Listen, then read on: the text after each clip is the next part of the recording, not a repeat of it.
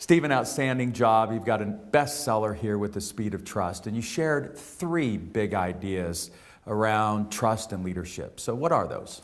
3 big ideas are these. First, that trust is not just a soft social virtue, it's an economic driver, because it's all about speed and cost. You can measure speed and cost.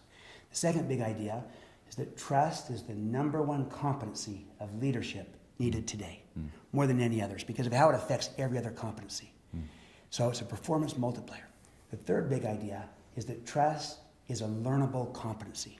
It's something you can learn, you can do, you can get better at, the ability to create trust, to establish it, grow it, extend it, and in some cases restore it. That's a paradigm shift for many people, Vern, that kind of think, hey, either got it or you don't. Right. I'm saying that's your starting point. And you can restore it, That's as right. you talked That's about. your starting point. But in the same way that you can diminish trust through your behavior, you can also consciously and deliberately create it through your behavior. So it's about credibility and behavior. And we tried to really give people a toolbox around credibility and behavior and how you can get better at growing trust. Yeah, and 13 kind of basic behaviors that we need to just practice, like talking straight and Creating others. transparency, Yes. righting wrongs, listening first, keeping commitments, basic things we know, Yeah. but we don't often do. Yeah.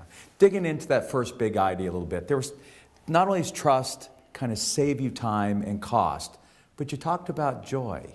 And what were those kind of softer benefits of trust? Yeah. So there's the speed and cost side, the harder edge. Yep. Then on the leadership side, it's really about energy and joy. And the Yeah. premise is this, that when trust goes down in relationships or on teams and cultures, the energy goes down too. It does. It's exhausting. exhausting. It is. And the joy goes down. It's not near as fun.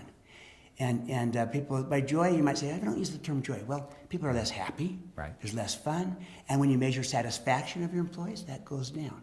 But the good news is, when that trust goes up, you increase the trust, the energy in the culture goes up. The passion, the excitement, the physical energy, Yeah. the creativity, as does the joy, the happiness, the satisfaction, the fun, they'll all go up with it. So not only do you do it faster with less cost, but you have more fun in the process. Yes. And you shared, I think was the line this morning, which had to do with about behaviors and how do you fix. What's that line again? You can't talk yourself out of a problem that you behaved yourself into.